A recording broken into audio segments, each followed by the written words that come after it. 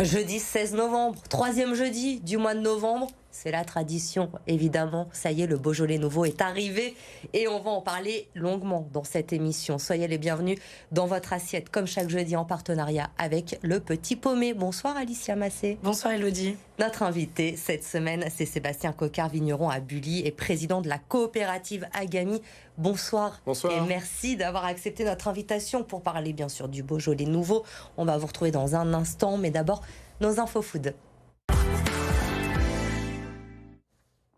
Avec vous, Alicia, bien sûr, et jusqu'à dimanche, les amateurs de raclette vont être servis. Effectivement, Richemont organise pour ses 50 ans les fameux hotspots. Donc préparez-vous à vivre des soirées ultra cheesy jusqu'à dimanche à l'ancien hôtel particulier, le Victoria Hall. L'expérience immersive vous transporte dans un chalet de montagne avec raclette à volonté, DJ set et une carte gourmande concoctée par le chef Denis Padeloup. Donc que ce soit des cordons bleus à la raclette, en passant par les chromeski savoureux, chaque plat est une célébration du fromage. Sébastien, la raclette avec le Beaujolais nouveau, oui, non? Oui, peut-être pas tout de suite, mais oui, pour les soirées d'hiver, pourquoi pas. Ouais. Bon, ok. Autre info, c'est une institution à Lyon, Alicia, le pâté croûte, le championnat du monde est de retour le 4 décembre, c'est déjà la 14e édition. Et on connaît désormais les 14 finalistes. Et parmi ceux-là, 2 Lyonnais, Antonin Roux de la Mer Brasier et Jérémy Crozet de la Maison Crozet et Bello, tenteront de décrocher donc le titre convoité. Donc ce sera le 4 décembre prochain qu'un jury composé de chefs étoilés et de personnalités de la gastronomie décideront du successeur, qui est actuellement le japonais Ryaturo Shiomi. Jérémy Crozet qu'on avait reçu l'an dernier, et je vous le dis, dans 15 jours, juste avant ces championnats du monde, Antonin Roux sera avec nous aussi. Il va nous expliquer comment il se prépare à ce championnat du monde. Et puis autre incontournable, on l'a dit, le Beaujolais nouveau. On va en parler dans un instant avec Sébastien Coquart, mais depuis minuit, le millésime 2023 coule à flot et la fête va se poursuivre tout le week-end à Beaujeu, évidemment. Évidemment, avec les incontournables Sarmentelles de Beaujeu, une célébration en l'honneur des Beaujolais, on l'a dit. 300 bénévoles orchestrent les festivités, proposant à la fois des dégustations, des salons, des concerts, dîners dansants, etc., avec même des spectacles pour les plus jeunes. L'association, donc les Sarmentelles de Beaujeu, incarne la passion commune des vignerons et des Beaujolais, unissant la région autour de valeurs de convivialité et de partage, évidemment. Et ils organisent ces festivités toute l'année. Et donc, ça se passe toute la semaine. On y était déjà hier soir sur BFM Lyon en direct et l'ambiance était déjà très très chaude du côté de Beaujeu. Merci Alicia, on vous retrouve tout à l'heure l'invité dans votre assiette. Le Beaujolais nouveau 2023 est donc arrivé, percé à minuit comme chaque année. Sébastien Coquart, question traditionnelle, chaque année c'est la même. C'est une bonne cuvée cette année? C'est une très bonne cuvée cette année. Alors il n'y en a pas qu'une pour le coup, parce que c'est un vin d'artisan, il y a des milliers de cuvées. Oui, c'est important de le rappeler, il n'y a pas qu'un Beaujolais nouveau. Non, il y a plein de producteurs, il y en a plein de nouveaux jeunes producteurs aussi qui explorent aussi leur terroir. Donc il y a plein de belles cuvées, mais surtout on peut parler du millésime, un bel été ensoleillé.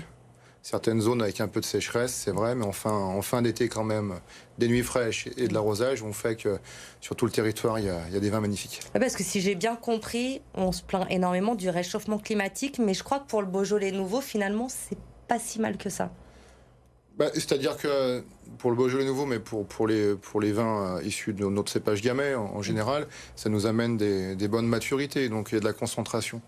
On a des vins qui sont peut-être un peu plus riches que quand moi j'étais enfant, par exemple. Quel goût il a cette année, le Beaujolais nouveau? Ça, je peux pas répondre justement parce que j'ai pas pu tous les goûter. Le vôtre, quand même. Le vôtre, vous le savez. On est sur des vins gourmands, là, et c'était très aromatique. Le cépage Gamay est un des rares cépages rouges qui est classé dans les cépages aromatiques. Et quand il est récolté à maturité, il développe tous ces arômes. Bon, on est plutôt sur des notes en fonction des cuvées, un peu fruits noirs ou fruits rouges. Mais voilà, moi j'aime bien parler plutôt du côté croquant, gourmand. Et après, c'est toujours subtil les arômes. Et les premières réactions qu'on a eues sur BFM Lyon, notamment à Beaujeu ce mercredi soir, c'est qu'il est excellent. Tout le monde a dit que cette cuvée 2023 était très bonne. Combien de bouteilles cette année? Est-ce que c'est une bonne production, la cuvée 2023? C'est une bonne production. Le nombre de bouteilles précisément, je serais peut-être incapable d'être précis. Mais on est sur des chiffres stables. On est à peu près en stabilité, quoi. Il y a des petites variations. On a connu plus par le passé quelques baisses. Là, on est plutôt un peu sur de la stabilité. Et voilà, avec toujours la même dynamique. La France, l'export avec le Japon, la Nord-Amérique. Et puis un peu de partout autour de la Terre aussi. Ouais, parce qu'aujourd'hui, il faut le dire aussi, le Beaujolais, évidemment consommé en France, mais il s'exporte aussi à l'international. Il s'exporte, oui. On peut dire que c'est une fierté française d'exporter notre savoir-faire, mais il faut bien se rappeler quand même que le premier marché, c'est le marché domestique. Vous le disiez, il y a plusieurs Beaujolais nouveaux. Qu'est-ce qui les différencie quand on est consommateur, qu'on se retrouve devant un rayon? Comment on choisit son Beaujolais nouveau? Alors ça, c'est difficile. La diversité, elle vient des différents terroirs et des vignerons, de leur savoir-faire. Après, comment on se comporte devant un rayon de vin, c'est toujours un dilemme. C'est vrai pour le Beaujolais nouveau, mais c'est vrai pour tous les vins.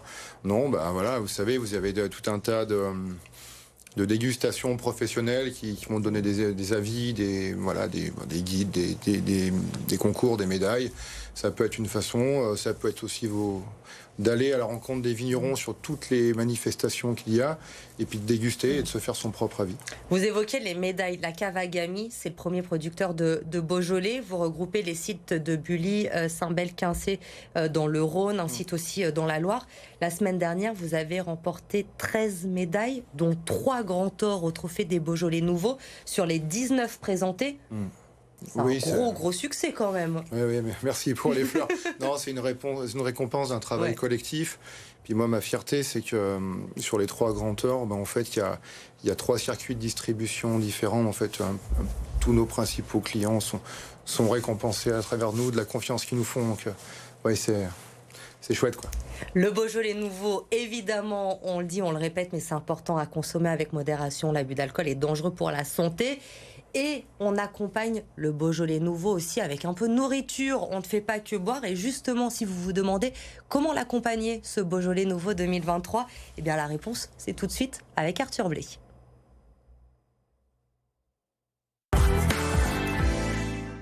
Nous sommes avec Jean-Michel Guillemot, boucher, charcutier, traiteur de Beaujolais depuis 1987.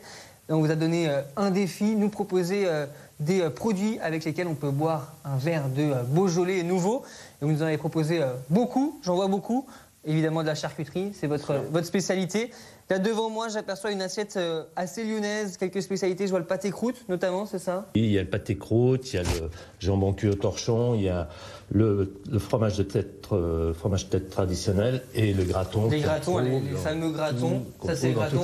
Rappelez-nous ce que c'est. Alors c'est le gras du porc, c'est le rayon du porc qui est frit en chaudière. Il est serré au vinaigre. Et ça, à cette période, on en fait 500 kilos par semaine. Ah oui. Dans toutes les caves du Beaujolais, il y a des gratons. On peut dire que c'est très très bon. Ah ouais, plus c'est gras, mieux c'est. Là, Jean-Michel, on a une assiette de produits un peu plus travaillés, c'est ça que oui, vous avez préparé oui. À base de vin, c'est ça? De marc de raisin.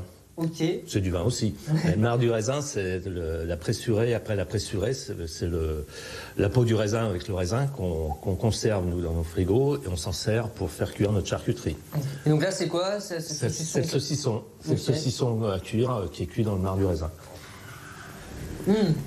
Il a un petit goût sucré-salé. Il y a le goût du raisin, mais de vin vinifié. Voilà. Ça, c'est très très bon, ça. Donc là, on a une 3e assiette, Jean-Michel, encore des produits lyonnais, notamment la fameuse rosette, c'est ça? La rosette, oui, ça c'est aussi un produit. Partout, mais vous en voulez? Allez-y. Je mange. La rosette, la terrine de campagne au vieux marc de raisin, pareil. Là, c'est un pressé de tête, ça c'est très bon aussi, hein. C'est très prisé chez nous. Et là, c'est un pot-au-feu qui est cuit et qui est monté en gelée avec des petites carottes et avec un vin jaune frais, c'est très très bon. Ça me donne très très envie, mais je ne vous cache pas que je suis très intrigué par ces saucissons.